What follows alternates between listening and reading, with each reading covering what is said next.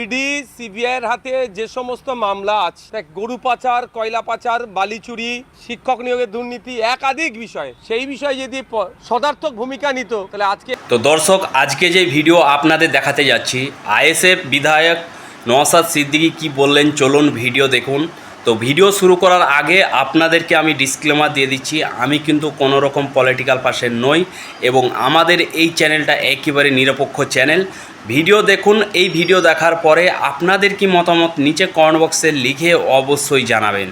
যেই সরকারের বিপর্যয় হয়েছে সব অভিষেকবাবু মমতা ব্যানার্জির দোষ হয়ে গেছে বলে এড়িয়ে গেলে হয় না। আপনারা চুপ ছিলেন, আপনাদেরকেও তাহলে দোষ আপনাদের গাড়েও বর্তায়। তৃণমূল কংগ্রেস যে পাপটা করেছে সে পাপের ভাগিদারি তাদেরকে এখন হতে হবে, পাপের অভিশাপটা পড়ে। যা সরাবার অলরেডি সরিয়ে নিয়েছে, যেগুলো আটাবার হাঁটিয়ে নিয়েছে, এখন সিআইডি গিয়েও ফাঁকা ময়দান পাবে, ফাঁকা অফিস পাবে, এর থেকে কিছু পাবে। 2-4 দিন ব্রেকিং আসবে, তারপরে চাপা পড়ে যাবে। ইডি সিবিআইয়ের হাতে যে সমস্ত মামলা আছে, গরু পাচার, কয়লা পাচার, বালি চুরি, শিক্ষক নিয়োগের দুর্নীতি, একাধিক বিষয়, সেই বিষয়ে যদি সদার্থক ভূমিকা নিত তাহলে আজকে আর সিআইডি গিয়েছে এটা ব্রেকিং করতে লাগতো।